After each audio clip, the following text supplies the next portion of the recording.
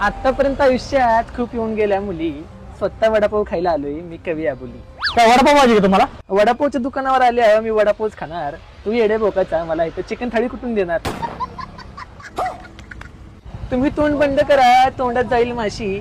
वडापाव राहील बाजूला, तुम्ही राहसान उपाशी. काय दिलं राव वडापाव कच्चा, नीट तरी भाजा. तुम्ही त्यांना म्हणताय वडापाव चांगला भाजा. अहो त्यांना लागला ठसका, त्यांना कुणीतरी पाणी पाजा. तुम्ही त्यांना म्हणताय वडापाव चांगला भाजा. अहो तुमचं तोंड खराब असून तुम्हाला वडापाव दिलाय, त्यांना असं बोलताना थोडं तरी लाजा.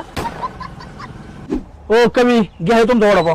तुम्ही दिलाय आता मला मस्त वडापाव. अख्ख्या महाराष्ट्रात फेमस आहे कवी आबुलीचं नाव. कविता अशी करतो की तुमच्या मनावर पडतील घाव.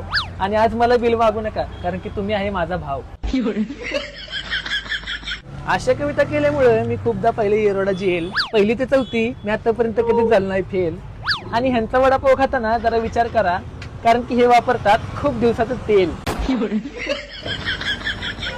आतापर्यंत कधीच खाल्ले नाहीत मी असे बेचव वडे. तिथला मालक तर आहेच येडा, पण कस्टमर आहेत येड झवे. पण बेचव वडापाव खायला इथं लागतात रांगा. पुढचा भात पाहिजे असेल तर कमेंट करून सांगा.